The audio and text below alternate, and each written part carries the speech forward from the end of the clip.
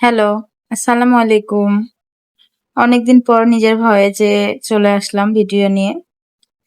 তো আমি যখন এই শাড়িটা কাজ কাজ করব মানে রং যখন তৈরি করি, ভাবছিলাম যে বেগুনির ওপরে আবার বেগুনি রং দিয়ে কেমন লাগবে। তো আপুর কালার কন্ট্রাস্ট টা বা কালার কম্বিনেশন জ্ঞানটা যে এতটা তীক্ষ্ণ আমি মানে অবাক। কাজটা করার পরে আমি বুঝতে পেরেছি যে আসলে মানে আপুর রঙের বিষয়ে ধারণা অনেক বেশি। মানে কাপড়টা করার পরে যে এতটা সুন্দর লাগছে বলার বাইরে। ছবিতে অতটা আমি ভালো দেখাতে পারছি না ভিডিওতে।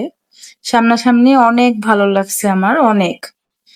তো আসলে আমাদের মানুষের থেকে অনেকের থেকে অনেক কিছু শেখার আছে। আমরা ভাবি যে আমরা অনেক কিছু জানি বা অনেক কিছু পারি, তা না। অনেকের অনেক রকম ধারণা আছে, অনেক রকম অভিজ্ঞতা আছে যা আমরা জানিই না।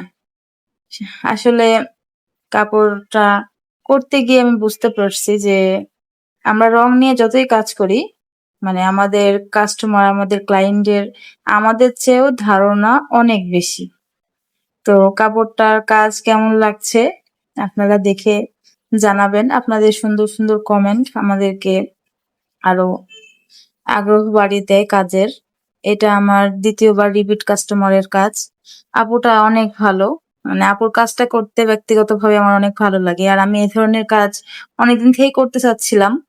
পেয়েও গেছি আলহামদুলিল্লাহ। কাজটা করতে আমার অনেক ভালো লাগছে। নতুন, নতুন কাজের অভিজ্ঞতা বাড়ে নতুন, নতুন কাজ করলে। আসলে এ ধরনের কাজ আমি কখনো করিনি। তো করছি আমার ভালোই লাগছে। নতুন, নতুন কাজ করতে ভালো লাগে, অভিজ্ঞতা বাড়ে। সব ধরনের কাজ করাই আসলে ভালো সবকিছুর ক্ষেত্রেই।